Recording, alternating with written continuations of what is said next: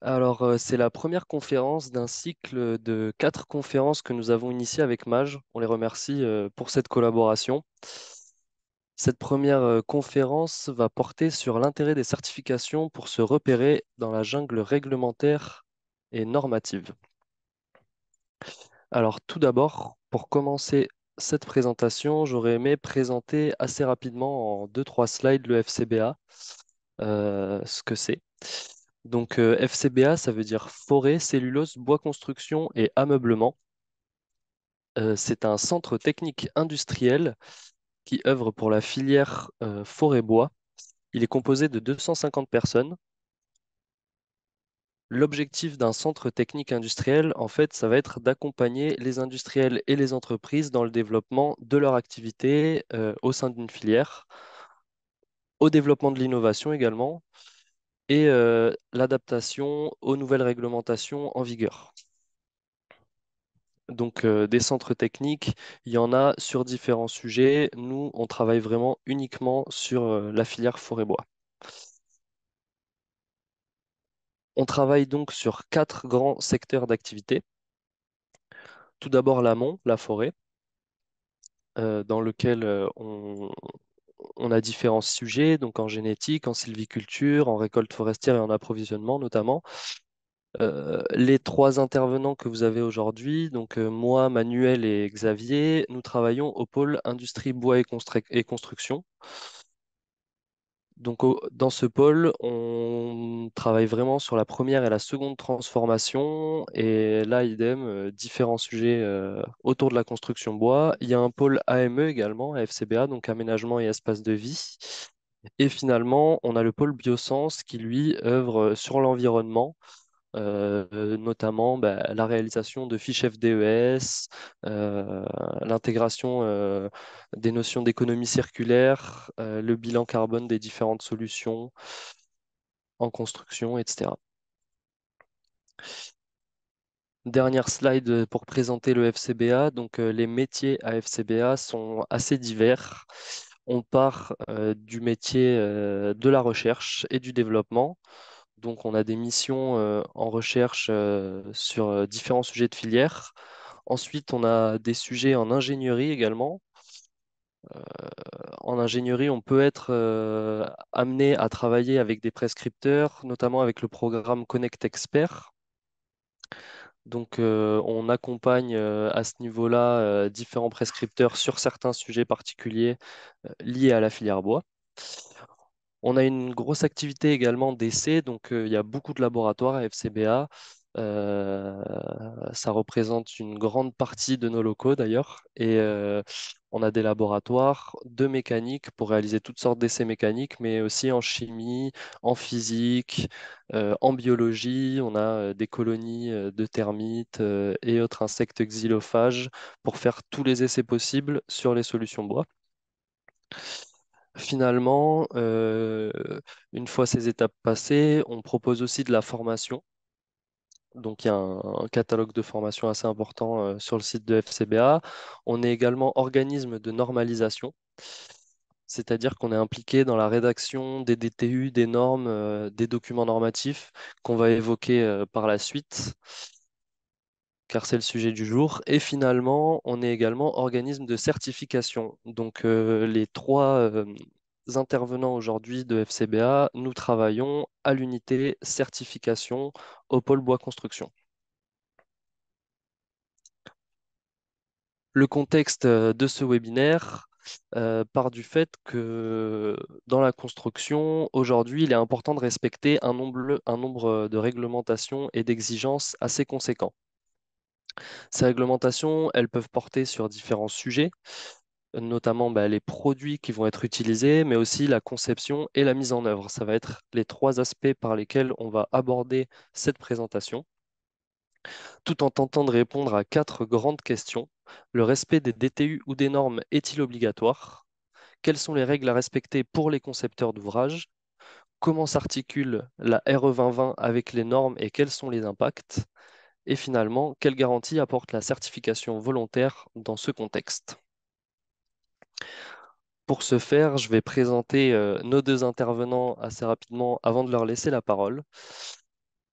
Donc, on aura avec nous aujourd'hui Xavier Poulain, responsable des certifications des produits de structure à FCBA, et Manuel Burla, responsable de l'équipe évaluation et certification. Je vais laisser la parole à Manuel Burla. Oui, bonjour à tous. Donc, je suis Manuel Burlin, le responsable de l'équipe évaluation certification. Donc, voilà, aujourd'hui, on a un nuage d'acronymes sur le marché. Donc, on entend parler de RPC, de REP, REP PMCB, on entend parler de DTU, on entend de guidrage, on entend aussi le marquage chez les eurocodes, les ATEC, les ATEX, la RE 2020, ce qui est un DTA. Voilà, un certain nombre d'acronymes donc on va effectivement remettre à leur place dans cette présentation et donc ben, peut-être déjà expliquer quelques fondamentaux et notamment rappeler quelques définitions.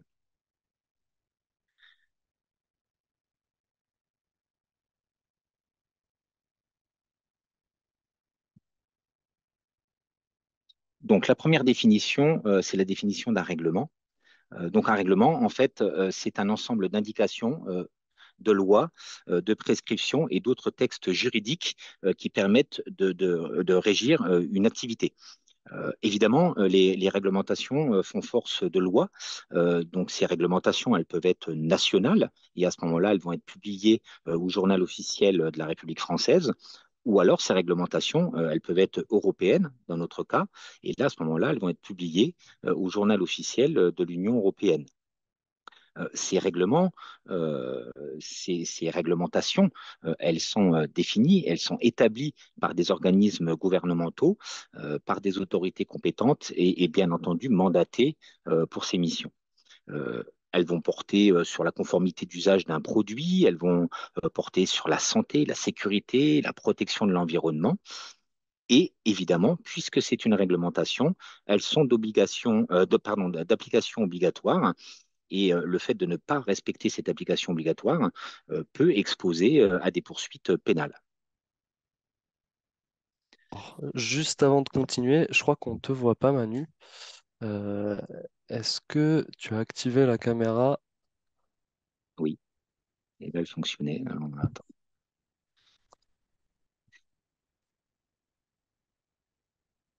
Ah oui, sauf qu'effectivement, ça ne fonctionne pas. Ah ben, j'ai un problème avec ma caméra. Bon, ben, c'est tout. On fera sur mon image. Vous avez eu Ouais. ma photo sur les slides d'avant. Vous devrez vous contenter de ma voix. Bon, désolé pour ce désagrément, on va continuer. Petit problème de configuration de PC, certainement. Donc voilà, donc alors on vient d'expliquer ce qu'est un règlement. Aujourd'hui, le règlement dont on entend le plus parler dans la construction, c'est évidemment ce qu'on appelle le RPC, le règlement des produits de construction. C'est un règlement qui est en application depuis maintenant 13 ans, puisqu'on l'applique depuis 2011 et qui va d'ailleurs, dans les mois à venir, connaître une nouvelle version, puisque l'Europe vient d'émettre un nouveau document, un règlement deuxième version, qui va notamment être beaucoup plus précis et beaucoup plus exigeant sur les sujets environnementaux, alors qui était déjà repris dans cette première version de RPC, qui va évoquer des critères de performance, de sécurité, de santé et d'environnement. Mais là, cette nouvelle version du RPC va encore plus mettre l'accent sur les problématiques environnementales qui sont évidemment les problématiques qui sont les nôtres aujourd'hui dans notre monde, si je puis dire. Ce qu'il faut rappeler aussi, c'est que ce RPC, il est là pour établir un système qui permet la libre circulation des produits en Europe. Donc, c'est-à-dire que voilà, un produit qui va être fabriqué en France va pouvoir voyager en Europe et être mis en œuvre, par exemple, en Allemagne. Et donc, les performances affichées seront par le biais d'une norme européenne et donc permettent d'avoir une cohérence dans les informations et les performances affichées. Mais des réglementations, donc on a vu qu'il y en avait des européennes, il y en a évidemment aussi des françaises, et celle dont on entend le plus parler dans le bâtiment actuellement, c'est la fameuse RE 2020. Ce n'est pas la réglementation énergétique comme certains l'appellent, mais c'est bien la réglementation environnementale 2020 qui fait suite elle, a une réglementation thermique qui était ce qu'on appelait la RT 2012, qui elle-même d'ailleurs faisait suite à la RT 2005. Et donc, cette réglementation nationale RE 2020, telle qu'on l'appelle, définit vraiment les exigences énergétiques et environnementales pour les bâtiments neufs. Donc, au-delà des performances énergétiques du bâtiment, elle vise vraiment à diminuer l'impact carbone des bâtiments et à réduire évidemment les consommations d'énergie et à mieux prendre en compte le confort d'été, même si ce sujet-là était déjà traité d'une certaine manière dans la RT 2012. Une autre réglementation qui vient aussi à nous, alors qui est beaucoup plus récente dans le domaine du bâtiment, hein, puisqu'elle s'applique que depuis l'année dernière, c'est ce qu'on appelle la responsabilité élargie du producteur, hein, ce qu'on appelle la REP. Alors, des REP, il en existe un certain nombre dans le milieu de l'ameublement. Ça fait déjà une bonne dizaine d'années qu'ils appliquent la REP ameublement et ça fonctionne même plutôt bien. Là, dans quelques mois, dans quelques trimestres, on va également avoir une REP sur les produits d'emballage. Mais donc là, celle qui nous intéresse, hein, c'est celle des produits de la construction, donc la PMCB. Donc, il y a une réglementation nationale qui impose aux entités responsables de la mise sur le marché de produits ou matériaux, donc les constructeurs, donc tous les gens qui mettent en œuvre des produits, et elle va viser à financer et organiser le traitement, la valorisation en fin de vie des produits et matériaux. Donc cette réglementation, elle est applicable depuis le 1er mai 2023. Donc on va arriver presque là dans quelques mois à une année de fonctionnement. Les éco-organismes que sont Valobat, que sont Écomaison et quelques autres, voilà, mettent en place des systèmes et tout cela est en train de se mettre, je dirais, en bon fonctionnement. Les collectes sont faites et voilà, tout le système va s'organiser pour pouvoir, d'ici quelques temps, vraiment pouvoir présenter un système efficace sur le traitement et la valorisation des produits en fin de vie. Donc, on a parlé de réglementation. Là, il est important maintenant de parler des normes.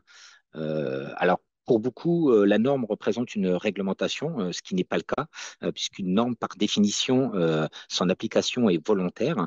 Donc, une norme, c'est une règle moyen qui est établie entre un certain nombre de membres. En revanche, quand cette norme est référencée dans un contrat, elle s'impose évidemment aux parties. Alors, ces normes, elles peuvent être nationales, donc généralement, elles sont notées NF. Elles peuvent être européennes, donc là, à ce moment-là, on les appelle EN, ou alors internationales, ISO. Donc voilà, ça, c'est les trois types de normes. Donc pour la France, les normes NF sont gérées par AFNOR Normalisation, et c'est d'ailleurs sur leur site que vous pouvez acquérir les normes, qu'elles soient d'ailleurs nationales, européennes ou internationales. Ils ont une boutique en ligne qui leur permet d'accéder aux normes et donc pour pouvoir vous les procurer. Alors, la petite subtilité, donc on dit bien qu'une norme, c'est une application volontaire, sauf quand un règlement, notamment un règlement comme le RPC, le règlement des produits de construction, rend l'application obligatoire d'une norme. Donc, c'est le seul moment où une norme devient obligatoire, mais ce n'est pas la norme elle-même qui est obligatoire, c'est le règlement qui la rend obligatoire d'application. Et dans le cadre donc du RPC, avec le marquage CE, bah, aujourd'hui, on a un certain nombre de produits bois qui sont concernés par cette application réglementaire. On peut prendre l'exemple, par exemple, de la charpente industrielle, on peut prendre l'exemple du lamelé collé, on peut prendre l'exemple également des bois massifs aboutés et d'un certain nombre de matériaux bois aujourd'hui utilisés dans la construction. Mais ce qui est également vrai pour les matériaux d'autres natures pour lesquels il y a aussi du marquage CE qui est applicable. Mais c'est vraiment le seul moment où une norme prend une dimension réglementaire parce que cette norme est écrite d'une manière un petit peu particulière avec une annexe notamment qui va définir comment la réglementation peut s'appliquer. Donc, une norme nationale, en règle générale, elle est conçue pour répondre à des besoins évidemment nationaux, euh, parce qu'il peut y avoir des exigences nationales. On a notamment en France des exigences nationales qui sont très liées à l'assurabilité des ouvrages. Donc, par exemple, quand aujourd'hui en France, on a des normes qui s'appellent des DTU, hein, des documents techniques unifiés, Donc, dont on voit là un exemple sur la projection, on voit bien que c'est une norme NF DTU 31.2. Donc, en l'occurrence, ce DTU concerne les constructions de maisons et de bâtiments en ossature bois, qui après va d'ailleurs être en trois parties. Mais donc là, on est bien sur une norme française parce que ce DTU vise à cadrer des exigences pour des attentes nationales et des attentes françaises en termes de construction bois.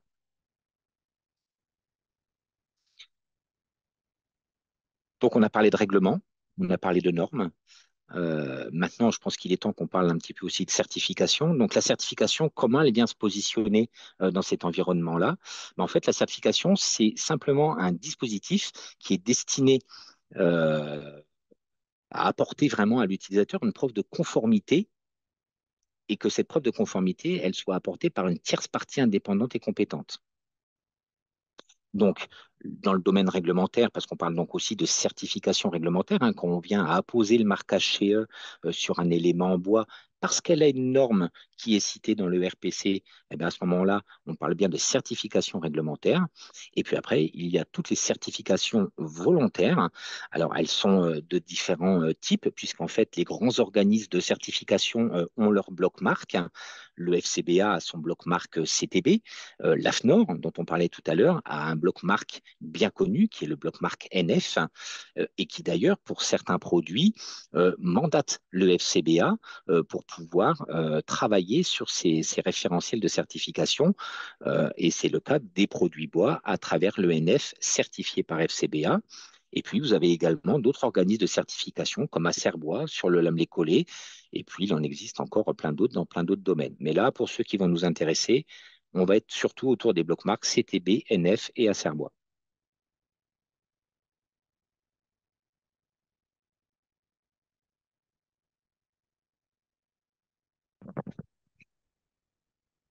Donc, on va passer la parole à Xavier. Est-ce que c'est bon pour toi, Xavier?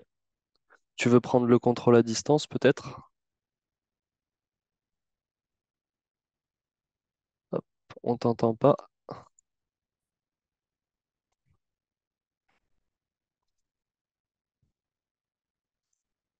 Est-ce que tu nous entends, Xavier? Oui, c'est bon? Ouais, Ok. c'est bon, on t'entend aussi. Euh, je vais prendre en effet la main sur la présentation, Paul. Hop, donc là, normalement, c'est bon. J'espère que vous arrivez à bien suivre cette première partie. N'hésitez pas hein, à poser des questions dans l'onglet Q et R qui s'affiche, donc questions-réponses, auxquelles on répondra à la fin de ce webinaire. Voilà. J'espère que tout se passe bien pour vous. Je laisse la parole à Xavier. Merci. Après ces quelques définitions et avoir posé le contexte de la normalisation, la réglementation, la certification, on voulait faire un focus sur finalement chacune des trois composantes de l'acte de construire, en reposant à chaque fois le contexte assurantiel, normatif, réglementaire, et en démontrant l'impact de la certification à chaque étape clé de ces actes. Donc en fait, les composantes claires de l'acte de construire, elles sont articulées euh, selon le produit, la conception et évidemment la mise en œuvre. Et on a un gros lien entre chacune de ces trois parties. Et on va commencer par la notion de produit. Évidemment, quand vous concevez, quand vous êtes un bureau d'études ou un concepteur, vous vous intéressez au produit. L'objectif, c'est de connaître ses performances. Donc, Manuel en a parlé tout à l'heure. L'outil clé pour connaître une performance produit, c'est la norme. La norme, c'est le référentiel des industriels ou des fabricants de produits, quand elle existe, parce qu'il n'existe pas de normes pour cadrer tous les produits. Et comme le disait Manuel, certains produits sont soumis au marquage CE, d'un point de vue donc réglementaire. Donc, tu citais l'exemple du lamellé collé, de la charpente industrielle, du bois massif à bouter. Donc ça, c'est plutôt du pain béni en fait pour les concepteurs parce que dans ces normes de référence-là, vous avez euh, des abacs, des performances qui sont tabulées, qui vous permettent clairement de pouvoir concevoir avec l'ensemble de ces produits. Mais il existe des produits pour lesquels en fait il n'y a pas il y a pas de normes, il n'y a pas de cadre.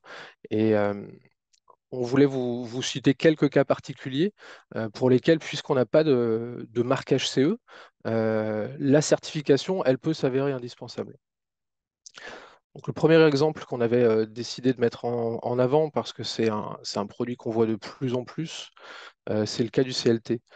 Le CLT, alors il dispose d'une norme, celui-là, mais elle n'est pas harmonisée. C'est-à-dire qu'elle est hors du régime du règlement sur les produits de construction et elle ne bénéficie pas de marquage CE. L'autre inconvénient du CLT, c'est qu'en fait, dans cette norme de référence, il n'existe pas de valeur tabulée. C'est-à-dire que vous ne pouvez pas dimensionner ou aller utiliser une liste dans laquelle vous pourriez obtenir des performances de manière harmonisée et homogène. Puisque en fait, chaque fabricant déclare ses propres performances. Pour deux produits équivalents, même nombre de plis, même section, on peut avoir des performances qui peuvent être assez variables. Donc c'est un sujet important quand on fait de la conception. Euh, il faut s'assurer que les produits qu'on va approvisionner bah, sont conformes en termes de performance à ce qu'on dimensionne. Et du coup, dans cette optique-là, un suivi par tierce partie est généralement imposé aux fabricants de CLT. C'est généralement imposé par leurs assureurs via une certification qui permet de démontrer que les données mécaniques et les performances mécaniques qui sont communiquées par les fabricants de CLT euh, sont conformes et suivies dans le temps. Donc ça, c'est un cas un peu particulier. On a une norme, mais on n'a pas de CE, et en plus de ça, pas de performance actée dans la norme. On voulait vous montrer un deuxième cas. euh, si ma souris va bien avancer. Tac. On voulait vous montrer un deuxième cas qui concernait le lamellé-collé. Alors le lamellé-collé, on en a parlé tout à l'heure, il est sous marquage CE, ce produit. Sauf qu'aujourd'hui, on voit sur le marché de plus en plus de lamellé-collés exotiques à base de chêne, à base de hêtre. Et ces essences-là, en fait, sont exclues du domaine d'application de la norme de référence. Et donc, pas de marquage CE possible sur ces produits-là. Donc aujourd'hui, dans le contexte de l'utilisation des ressources locales et proches chantiers, on s'intéresse pas mal à ces essences, mais elles ne sont pas cadrées.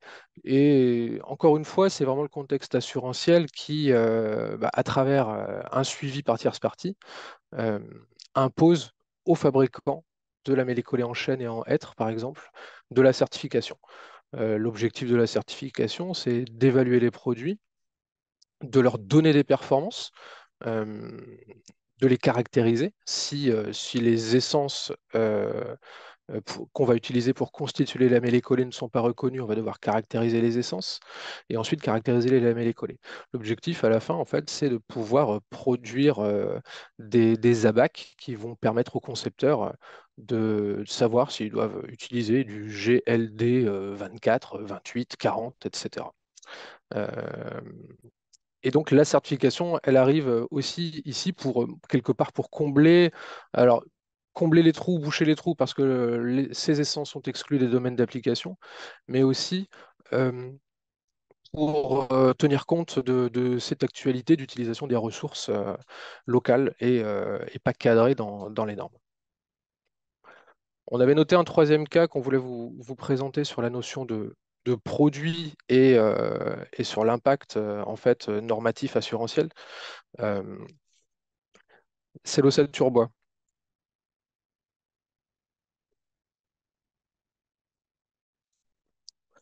Donc, pour les ossatures bois, les murs ossature bois et les façades à ossature bois, aujourd'hui, il n'y a pas de normes. Il n'y a pas de normes pour les fabricants qui mettent sur le marché des murs, qui commercialisent en fait des murs. Et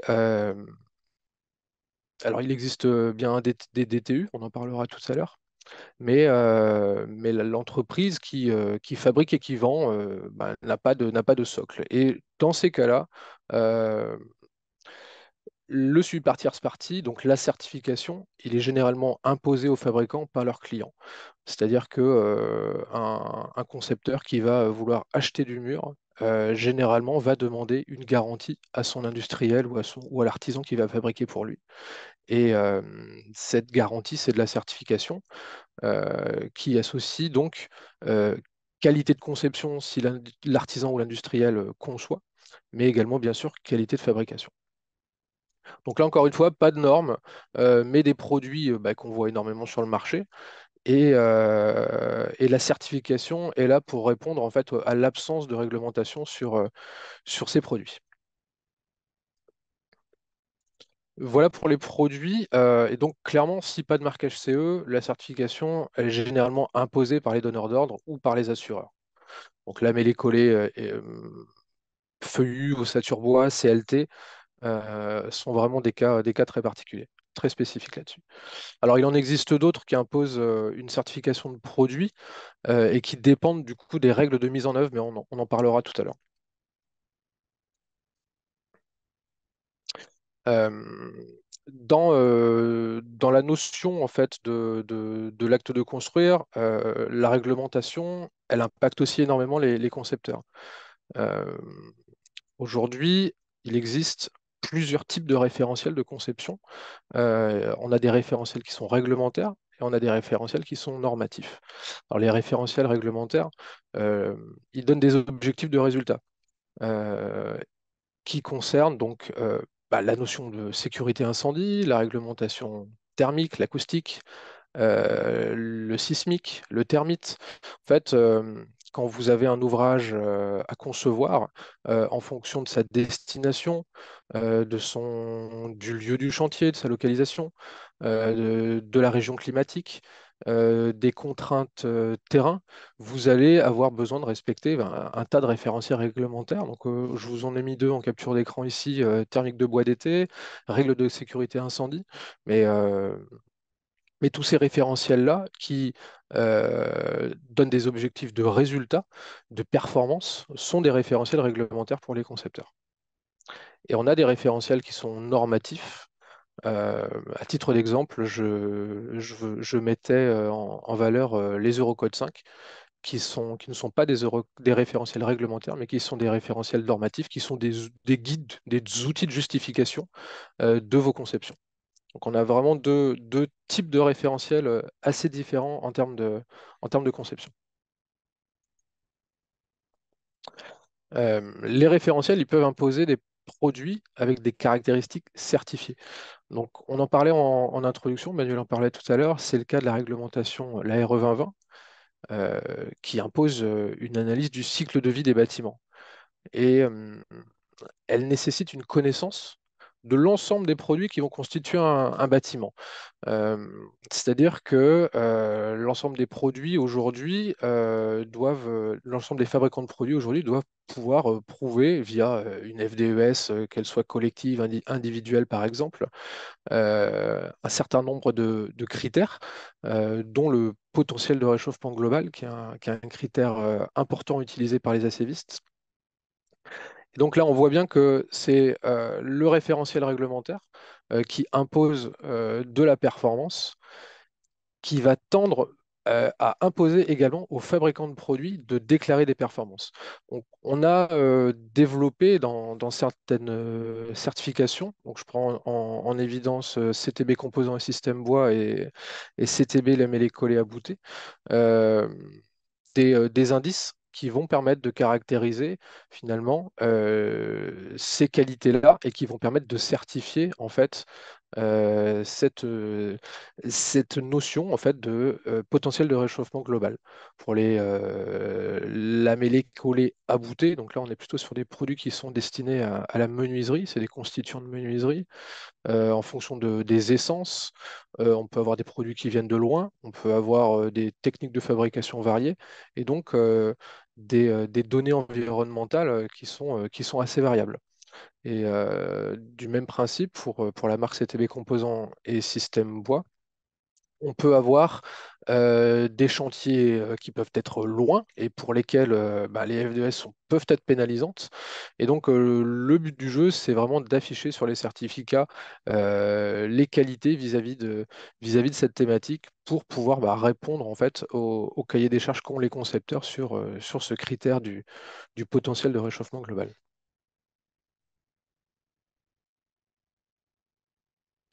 On a aussi, en termes de conception, développé des certifications qui sont là, elles, pour cadrer le sujet de la conception des bâtiments.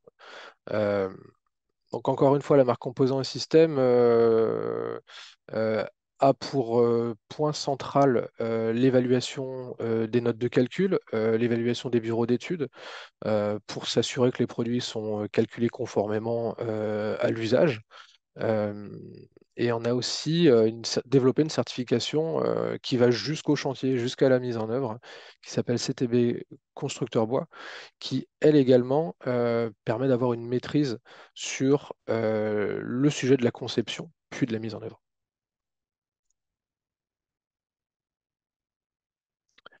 Dernier point de cette articulation fabrication, bureau d'études, chantier, donc c'est la notion de pause. Euh, Quel est le contexte de la pause? Manuel en parlait tout à l'heure, donc il existe des référentiels pour la mise en œuvre qui s'appellent des DTU, que vous connaissez certainement très bien. Euh, Ces documents, ils sont mis au point par l'ensemble des acteurs des chantiers. Ils doivent être maîtrisés par l'ensemble des acteurs des chantiers, maîtrise d'œuvre, maîtrise d'ouvrage, bureau de contrôle, architecte, fournisseur, etc. Pour rappel, ils rassemblent l'ensemble des savoir-faire pour assurer d'une part la bonne réalisation des travaux, donc de la qualité, mais également de la sécurité. On l'oublie souvent, enfin, le DTU, il est aussi là et surtout là pour prendre en compte les aspects sécuritaires. On en a rapidement parlé tout à l'heure. Est-il obligatoire dans les marchés privés? Le DTU est une norme dite volontaire. C'est-à-dire qu'il n'y a pas d'imposition d'utilisation de ce document pour mettre en œuvre un ouvrage. On n'est pas obligé d'utiliser le DTU. Il a simplement pour objectif de faciliter le travail, la communication, les échanges entre les différents corps d'État. Par contre, dans les marchés publics, l'application des DTU, elle est obligatoire.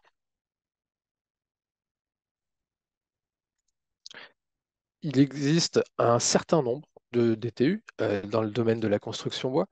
On les a on en a regroupé quelques-uns qui sont les principaux et qui nous sont à nous utiles lorsqu'on fait de l'évaluation dans le cadre de nos audits en certification. La grosse série charpente et construction bois avec les séries 31 des DTU, charpente et ossature. Les séries menuiserie extérieure et enveloppe qui concernent bah, tout ce qui est porte, fenêtre, platelage, les revêtements extérieurs, les toitures terrasses. Également les séries 50 et 36 qui intègrent aussi les menuiseries intérieures et l'agencement. Donc en gros, une quinzaine de normes, une quinzaine de DTU dans le domaine du bois. Manuel le précisait, la liste est disponible sur le site de l'AFNOR, qui est l'Association française de normalisation et qui encadre qui encadre en fait la publication des DTU. Mais il n'y a pas que les DTU. Quand on veut s'assurer d'une bonne mise en œuvre, on peut également avoir besoin d'utiliser des règles professionnelles et des recommandations professionnelles. Je vous ai fait un focus là-dessus parce que voilà, il n'est pas toujours très clair de comprendre exactement ce que c'est. Euh, Clairement, les règles professionnelles, c'est un socle pour la construction des futurs DTU. Euh, Et donc, l'objectif de ces règles-là, c'est de réunir les professionnels quand il n'existe pas de cadre pour bah, formaliser des pratiques et, encore une fois, avec un objectif de minimiser la sinistralité. La commission prévention de produits, la C2P, elle étudie ces textes, elle apporte sa vision sinistralité et elle édite la liste des règles professionnelles qu'elle accepte. Alors, quand on dit qu'une règle professionnelle est acceptée, euh, c'est-à-dire qu'elle est considérée en technique courante d'un point de vue assurantiel. C'est un critère assez important à avoir en tête. Euh, Avoir en tête le fait qu'une liste existe qui regroupe l'ensemble des règles professionnelles validées en tant que technique courante. Ça signifie qu'il y a une autre liste qui concerne des règles qui sont mises en observation et qui font l'objet d'une attention particulière en termes de retour d'expérience et de sinistralité. Alors, il y a un certain nombre de règles professionnelles qui existent, hein. Je vous en ai mis une en évidence, c'est les règles professionnelles de construction paille. J'en ai noté deux autres. Une autre, chape et dalle sur plancher bois, et construction paille avec remplissage isolant et support d'enduit. Donc, ces documents-là sont des référentiels de mise en œuvre euh, qui sont validés d'un point de vue assurantiel et qui sont considérés comme des techniques courantes. Donc ça, c'est les règles professionnelles. Mais il y a encore autre chose. Il existe des recommandations professionnelles également. Alors, la différence entre les règles professionnelles et les recommandations professionnelles, euh, elle porte sur le fait que la recommandation professionnelle RAGE a pour vocation d'améliorer les performances énergétiques des bâtiments. RAGE, si je ne dis pas d'erreur, c'est règles de l'art issues du Grenelle de l'environnement. Euh, donc, elles ont le même statut que les règles professionnelles, dès lors qu'elles sont elles-mêmes validées également. Voilà, à ceci près qu'elles portent clairement sur le volet énergétique. J'en mettais une en évidence, c'est la réalisation des encadrements de baies et l'intégration des menuiseries extérieures dans les parois à ossature bois, qui est un copieux document, mais qui pour autant est incontournable dans la profession.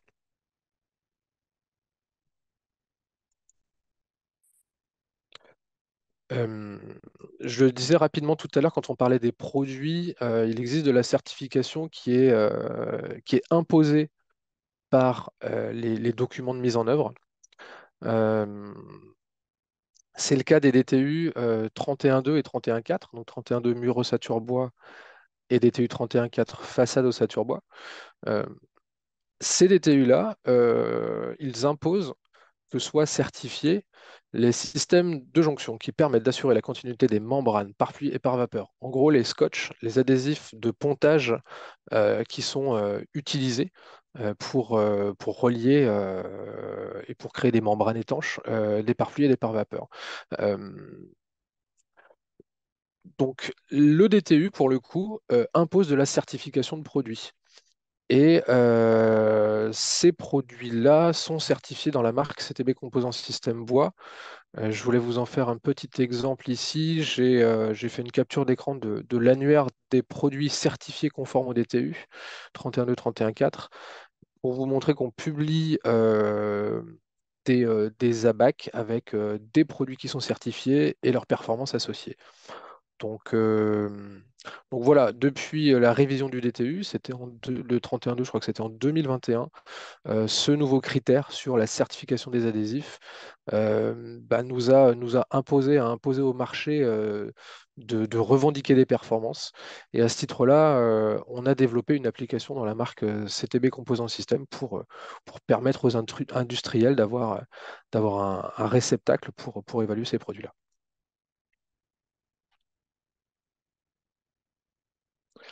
Et je pense que Manuel, je vais te laisser la main sur la suite. Exactement. Merci Xavier. Juste qu'on prenne le contrôle de l'écran.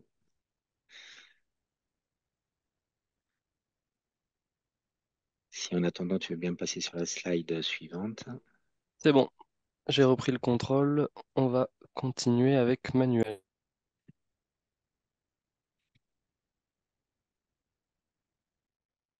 Donc, on en revient toujours à nos trois étapes importantes que sont le produit, donc avec la fabrication du produit, la conception, donc là plutôt dans une logique de bureau d'études, et la pose avec le chantier. Donc on voit bien que les exigences normatives dans ces trois étapes sont différentes. Quand on est en fabrication de produits, on va être plutôt sur des normes françaises ou plus souvent maintenant sur des normes européennes.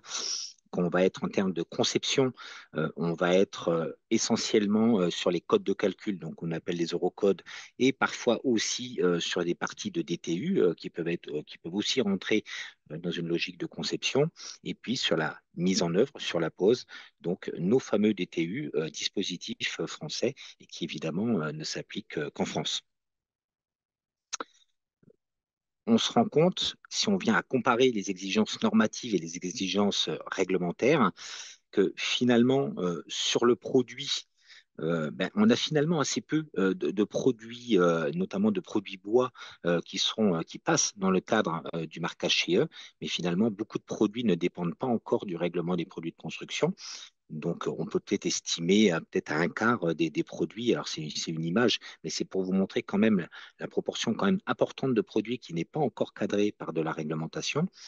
En revanche, en bureau d'études, on se rend compte que le bureau d'études, lui, doit déjà respecter un certain nombre de réglementations thermiques, incendie, sismique.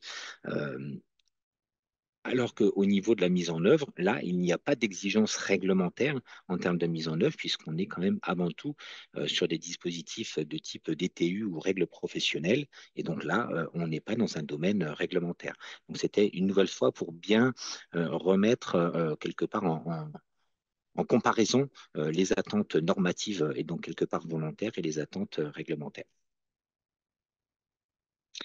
Euh, Si on vient à se projeter dans ces trois logiques, donc produit, conception, dimensionnement et mise en œuvre, si on prend l'exemple du bardage, par exemple, aujourd'hui, c'est un produit qui est bien défini techniquement par une norme produit, une norme européenne, qui est l'EN 14915. En termes de calcul, donc on va parler de sujets autour de la solidité, potentiellement autour du feu, autour de la durabilité face aux agents biologiques.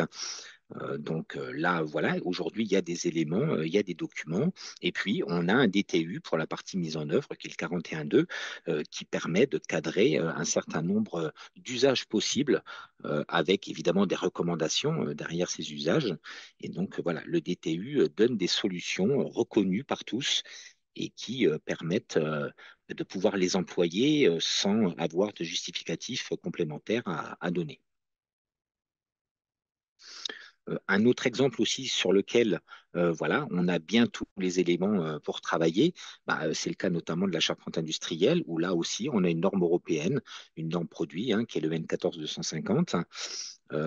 En termes de calcul du produit et de dimensionnement, évidemment, on a l'Eurocode 5. On va retrouver également dans le DTU 31.3 des éléments de conception, notamment par rapport au système d'antiflambage, etc., de contreventement de la charpente.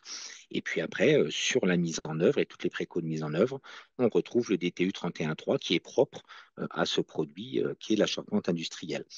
Là, dans ce cas-là, on a développé dans la certification CTB composants et systèmes une partie qui est propre aux charpentes industrielles et qui permet d'amener au marché la preuve que, au-delà du prérequis réglementaire qui est l'application de la 14250, le certificateur s'engage aussi sur la qualité et le respect des calculs de dimensionnement et des préconisations de mise en œuvre. Donc, quand vous avez aujourd'hui une charpente industrielle qui est certifiée CTP composants et systèmes bois, ça veut dire qu'aujourd'hui, vous avez la certitude qu'elle répond bien aux trois bulles, bulle produit, bulle conception et bulle préconisation de mise en œuvre.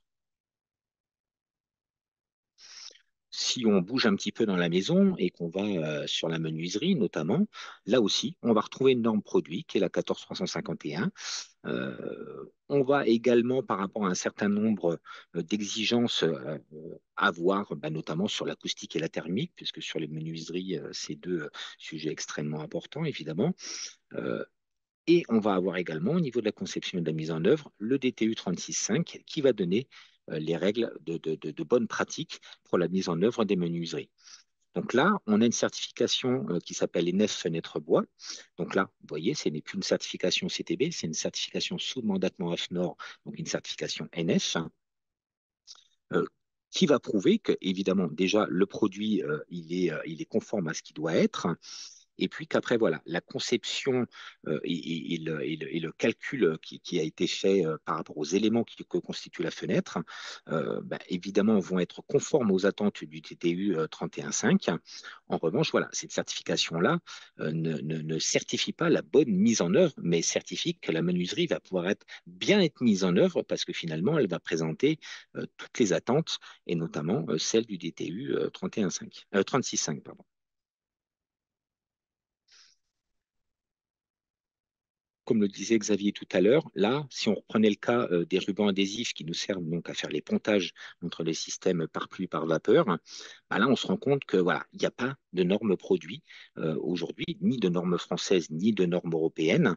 Donc, la définition du produit ne se fait que par ses performances et donc va se retrouver uniquement dans la partie DTU. Il n'y a pas non plus là de notion de calcul, de conception produit. Donc finalement, toutes les attentes vont être exprimées dans le DTU et donc la certification composant les systèmes a pris le parti d'apporter la preuve au marché que les rubans marqués, certifiés, ont bien des performances qui sont conformes aux attentes des DTU 31.2 et 31.4. Donc là, on va aborder aussi un autre sujet, c'est celui du... Parce que jusque-là, on parlait de produits plutôt considérés comme traditionnels, parce qu'à partir du moment où un produit a une norme, qu'elle soit française ou européenne, le produit est considéré comme traditionnel. Alors, c'est pas traditionnel au sens français du terme, c'est-à-dire qu'on peut tout à fait avoir un produit qu'on connaît et qu'on considère comme non traditionnel. Quand on parle de traditionnalité en France, sur ce sujet-là, on est plutôt sur un produit qui aujourd'hui est reconnu par tous, et là, à ce moment-là, on normalise. Mais vous avez un certain nombre de produits qui sont non traditionnels parce qu'on considère qu'ils ne sont pas encore arrivés à ce statut-là. Et à ce moment-là, la France a mis en place un système qui lui permet, et notamment vis-à-vis des attentes des assureurs, de pouvoir apporter quand même des modes de preuve. Et c'est là qu'intervient la notion d'avis technique, dont vous avez évidemment tous déjà entendu parler, mais qui n'est pas forcément très clair pour tout le monde. Donc, cet avis technique, en fait, c'est une procédure d'évaluation spécifique qui est, on peut quand même le dire, managée par le CSTB, même si l'avis technique est délivré par une commission spécialisée. Et cette commission spécialisée étant raccrochée à un organisme qu'on appelle la CCFAT. On n'ira pas plus loin sur ce niveau de détail-là, mais ce qu'il faut retenir, c'est que ces groupes spécialisés euh, qui, euh, qui sont composés d'un certain nombre de compétences et d'expertises vont délivrer un avis favorable ou défavorable sur une demande d'avis technique sur un produit. Dans un avis technique, vous allez toujours retrouver la même logique, c'est-à-dire on va retrouver nos trois bulles, c'est-à-dire vraiment le volet produit, le volet conception et le volet mise en œuvre, au sens évidemment de la pose.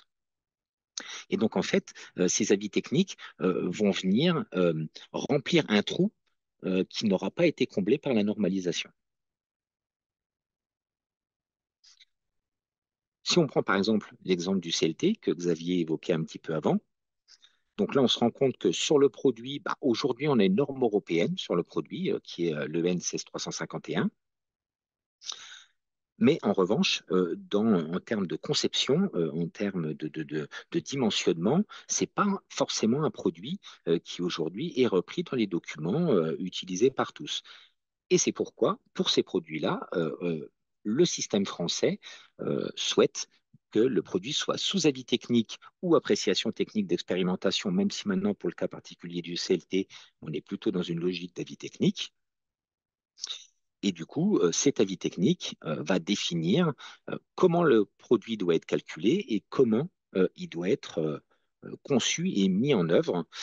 Donc, généralement, ça se fait à travers un avis technique. Dans de rares cas, ça peut se faire aussi avec ce qu'on appelle un DTA, un document technique d'application, qui est délivré par à peu près les mêmes organes, qui va avoir le même effet. Mais en fait, là, le DTA va venir s'associer à un produit qui aura un marquage chez eux, mais non réglementaire, c'est-à-dire volontaire. Alors, c'est vrai que ça a peut-être un petit peu tendance à embrouiller ce qu'on dit juste là, mais c'est vrai qu'il y a de rares cas où il est possible de marquer CE des produits sans pour autant être dans un domaine réglementaire. C'est une possibilité que l'Europe a laissée de pouvoir imposer du marquage CE sur des produits alors que le produit ne répond pas à une norme européenne harmonisée et publiée.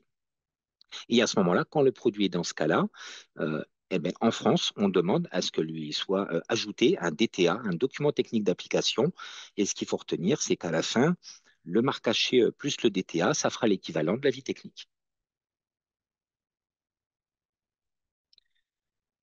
Donc, on retrouve toujours notre petite maison un petit peu en éclaté avec un certain nombre de DTU, avec les règles. Euh, Ce qu'il faut retenir, c'est que il faut qu'on s'assure évidemment de la bonne application de ces DTU-là, c'est important. Et donc, une marque comme CTB Constructeur Bois, justement, va apporter cette garantie-là parce qu'elle va prouver la capacité à concevoir la structure bois et l'enveloppe. Elle va garantir que la fabrication faite directement par l'entreprise ou sous-traitée va être fait conformément aux attentes. Et puis, à vérifier aussi la capacité de la bonne mise en œuvre sur chantier de cette structure et de son enveloppe. Constructeur bois n'est pas une certification d'ouvrage, c'est bien une certification de service et qui donc va apporter la preuve que l'entreprise respecte le triptyque conception, fabrication, mise en œuvre.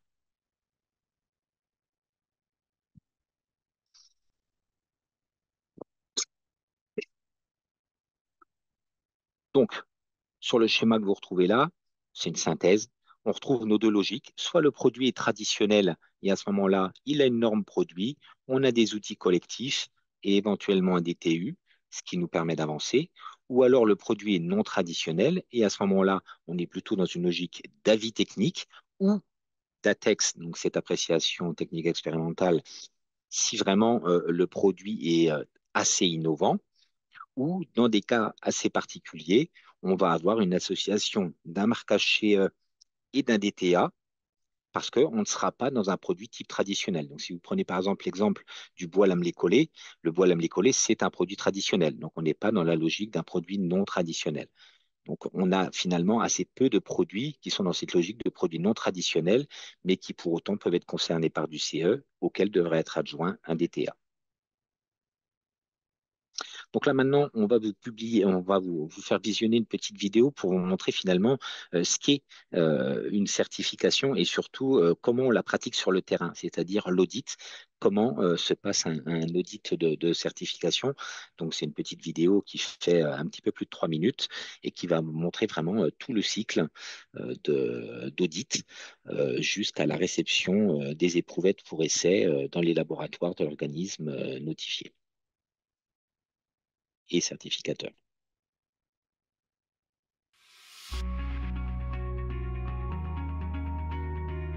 L'audit consiste à vérifier que l'ensemble des exigences du référentiel sont respectées.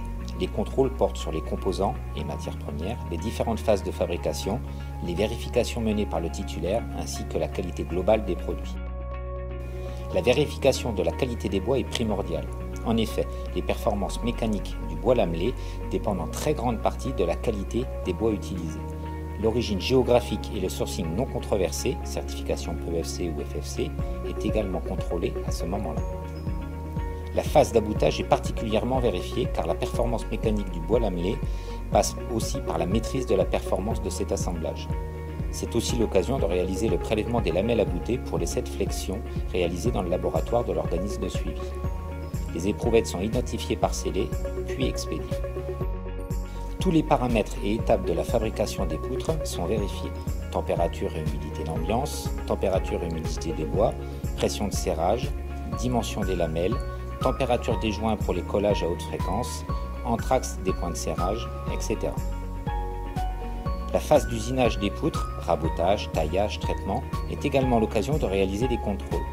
La dimension des aboutages et la qualité d'assemblage de ceux-ci, ainsi que le positionnement et la profondeur des rainures de détente sont vérifiés à ce moment-là. Vient ensuite le moment de contrôler les enregistrements internes du titulaire. Ils peuvent être les résultats et interprétations d'essais, les contrôles quotidiens des températures et humidités des différentes zones de stockage et de fabrication, les éléments liés à la métrologie, mais aussi les bons de livraison des différentes matières premières. La transparence de l'entreprise est totale. Aucun document ou donnée n'échappe aux vérifications menées par l'auditeur. La dernière phase de l'audit se déroule dans le laboratoire interne du titulaire. On y retrouve les éprouvettes prélevées quotidiennement par l'industriel. Celles-ci comportent les références de fabrication afin d'assurer la traçabilité des données. L'auditeur assiste généralement à la réalisation d'un essai. Cela lui permet d'apprécier la compétence du personnel de laboratoire. Vous voyez ici un essai sur un banc de flexion 4 poids avec une lamelle à bouter, puis ensuite le matériel permettant de réaliser les essais de qualité de collage par délamination.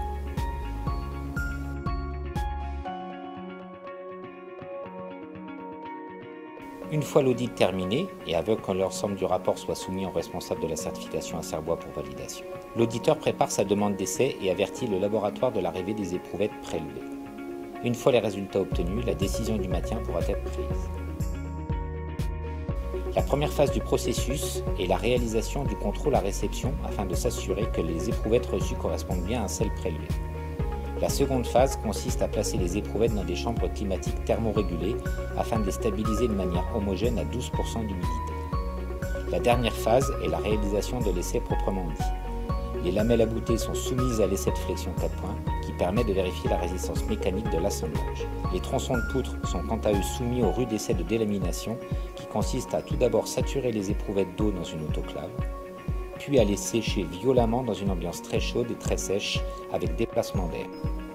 Cet essai permet de vérifier le haut niveau de qualité des collages entre lamelles.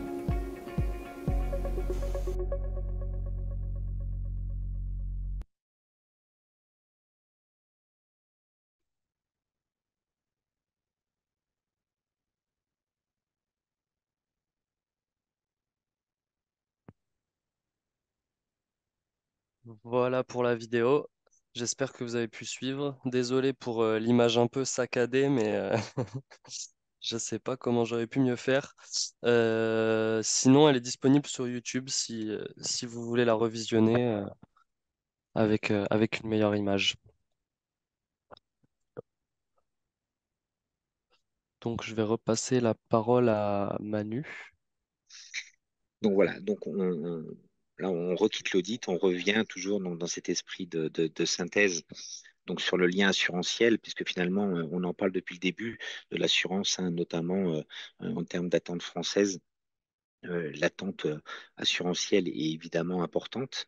On a, Xavier évoquait tout à l'heure la fameuse C2P, hein, cette commission qui va se permettre d'émettre des avis et de classer des produits dans des techniques courantes, non courantes et de valider ou pas. Donc évidemment, tout ça, c'est dans l'idée d'apporter de la preuve au marché et de la garantie au marché. Donc là, le tableau est peut-être un petit peu compliqué à voir, mais on voit qu'on retrouve quand même nos normes, nos DTU, recommandations professionnelles, nos règles professionnelles. Donc tout ça, c'est le domaine dit traditionnel, le domaine non traditionnel, où on retrouve nos fameux avis techniques, nos ATEX. Il existe aussi d'autres démarches comme le Pass Innovation, comme les enquêtes techniques nouvelles, mais qu'on ne voit quasiment plus sur le marché aujourd'hui. Et puis tout ça fait que il y a des techniques courantes. Donc voilà, la C2P émet des listes, ce qu'on appelle la liste verte, donc des produits qui sont en technique courante, donc qui peuvent être assurés de manière complètement normale et sans limite. Et puis les techniques non courantes, où là, effectivement, il faut apporter d'autres modes de preuve, ou en tout cas échanger avec son assureur pour pouvoir y associer une assurance décennale. Et donc, le travail de cette C2P, c'est d'avoir ce contrôle sur le marché de ce que sont les techniques courantes et non courantes pour pouvoir être quelque part un guide pour le domaine de l'assurance.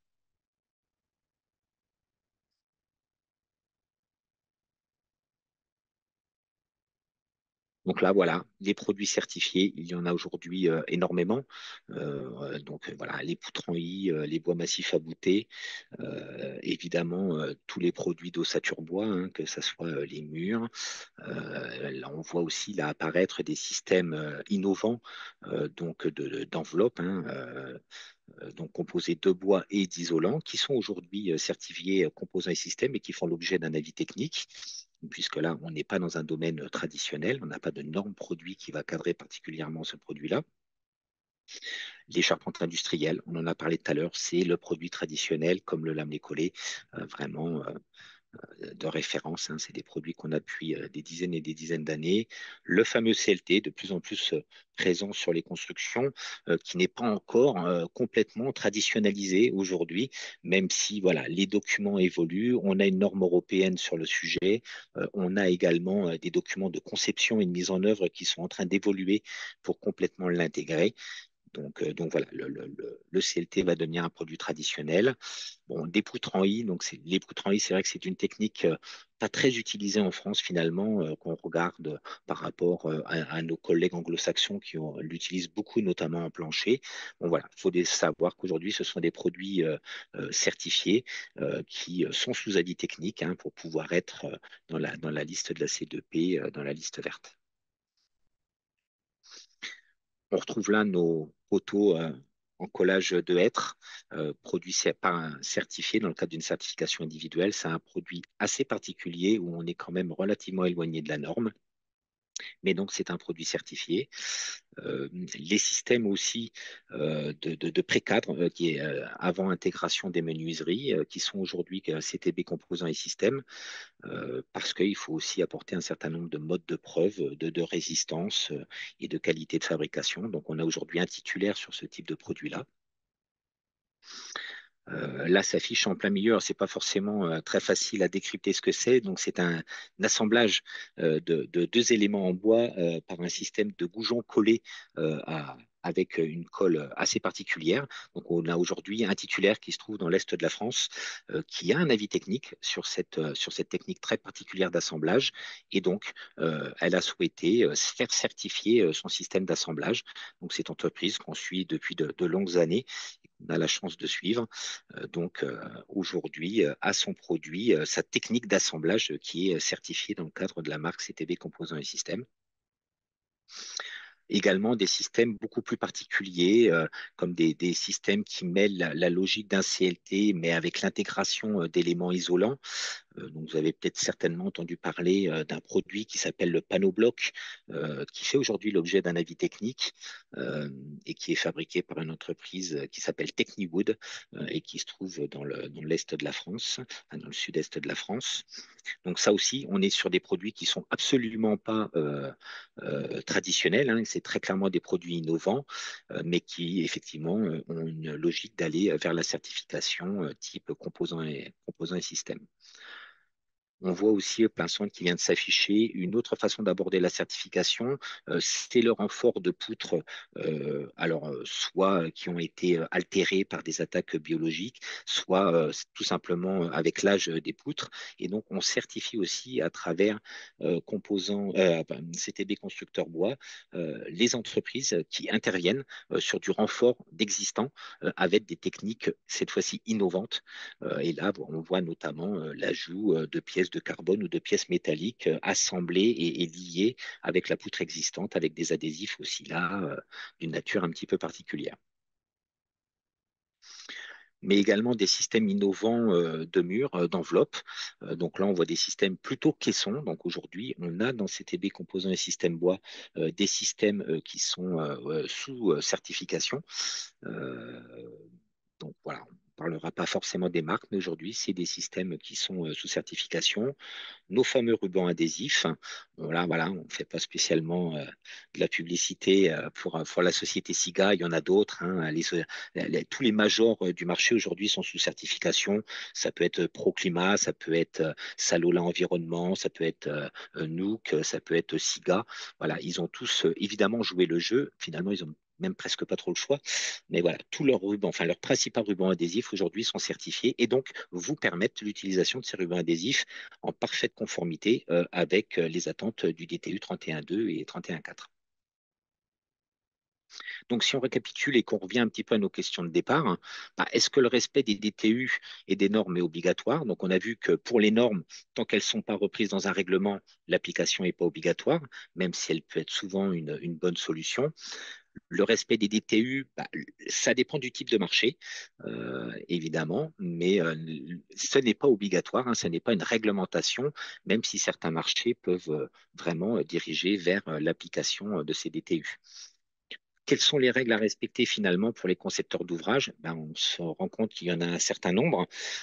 Ça peut être des règles réglementaires, ça peut être également des règles qui sont liées aux techniques qu'ils utilisent. On parlait tout à l'heure des règles professionnelles, mais c'est vrai que voilà, sur le réglementaire, il y a le sismique, il y a le thermique, il y a voilà, un certain nombre de sujets qui peuvent effectivement amener de la difficulté donc dans la conception des bâtiments parce qu'on a effectivement quand même énormément de choses à respecter et les produits qu'on va utiliser dans cette conception doivent être eux-mêmes aussi conformes à un certain nombre de règles, de normes ou de réglementations. Donc c'est pour ça que les certifications amènent vraiment, et c'est pour ça qu'on les met en place, vous amènent souvent de la visibilité, de la lisibilité par rapport à ce que vous avez à faire. Donc finalement, on se rend compte que la réglementation environnementale 2020, euh, euh, comment on pourrait exprimer ça, vient s'intégrer en fait dans ce grand système-là, euh, a bousculé aussi un certain nombre de façons de faire, puisque finalement elle est aussi là pour imposer des choses. Et la principale, bah, c'est vraiment l'aspect environnemental, où en fait on se rend compte que maintenant il y a des choses à respecter. On en parlait tout à l'heure, l'analyse des cycles de vie notamment. Donc on voit aussi que les normes aujourd'hui, les normes produits, n'aborde pas du tout ces sujets-là. Là, on se rend compte, je vous en parlais en début, qu'on va avoir simplement aujourd'hui une nouvelle version du RPC qui va vraiment aborder les sujets environnementaux avec des particularités, mais qu'on ne va pas encore l'appliquer demain. Ça va être d'application d'ici 2026-2028. Donc on voit que voilà, c'est EUR 2020 qu'on subit, entre guillemets, déjà en France. Ben, on voit bien qu'au niveau de l'Europe, au niveau de la normalisation produit et de la réglementation produit, on n'a pas encore les pendants. Donc là, la certification va vraiment s'atteler à déjà vous apporter des éléments de réponse et des éléments de conformité pour pouvoir mieux répondre à vos marchés. Donc, ben, quelque part, tout ça répond à la quatrième question, c'est voilà, quelles étaient les garanties apportées par la certification volontaire dans ce contexte? Bah, c'est toutes ces garanties de conformité de produits ou de bonne adéquation des produits avec des règles ou des réglementations, euh, et que ces certifications vont continuer d'évoluer dans les mois et dans les années à venir pour encore plus vous donner de solutions et de garanties sur le fait que ces produits soient vraiment compatibles avec l'usage qu'on va en faire, et notamment sur un sujet environnemental. Donc, pour terminer sur une dernière slide, l'objectif de ce dernier diapo, c'est de montrer qu'on a ben, ces trois grands blocs. Donc, le bloc vraiment obligatoire que sont les réglementations qui vont influencer sur les normes et les certifications, mais ça va dans les deux sens. On a des réglementations comme le RPC qui sont en place depuis un moment et qui vont notamment ben, prendre des normes existantes ou des référentiels de certification pour les rendre obligatoires. Mais on a aussi des réglementations plutôt récentes, telles que la RE 2020, qui sont mises en place pour développer de nouvelles normes, de nouvelles certifications. Donc ça va vraiment dans les deux sens. La réglementation, elle peut imposer la création de nouvelles normes et certifications ou alors s'en inspirer pour les rendre obligatoires.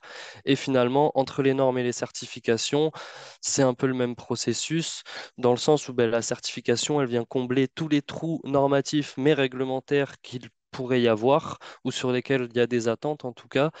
Et la norme, dans un autre sens, elle peut venir prendre des référentiels euh, de certification qui auront été établis pour en faire des documents normatifs, comme ça pourrait être le cas sur des solutions innovantes si elles viennent à être amplement utilisées et comme ça s'est vu sur certains produits. Donc on va passer à la dernière phase. Avant de passer à la réponse aux différentes questions, je vois qu'on a 6 questions. Je voulais faire un petit point. Donc là, c'est le premier webinaire qui a été proposé par l'équipe de certification. Il y en aura 3 autres en ligne. Donc le 12 mars, le 9 avril et le 4 juin sur les différents sujets que vous voyez à l'écran. Vous pouvez vous inscrire sur le site de Mage, donc dans l'onglet conférences. Et on développe également une newsletter la Gazette de la prescription, à laquelle vous pouvez vous abonner. Dans l'onglet de questions, on va envoyer les liens qui permettent de s'abonner à la newsletter et de s'inscrire aux conférences. Sachant que je ne l'ai pas précisé, mais la dernière conférence du 27 juin sera une synthèse donc, de différents outils de prescription, guides et autres qui sont développés par le FCBA pour les concepteurs d'ouvrages et une visite des installations de FCBA à Bordeaux. Donc, tous ceux qui auront participé et qui auront envie de visiter le centre, comprendre un peu mieux les essais qui sont réalisés ici, comment on fonctionne, on vous accueillera à cette date avec plaisir. On arrive donc sur la fin de ce premier webinaire. J'espère qu'il vous aura plu.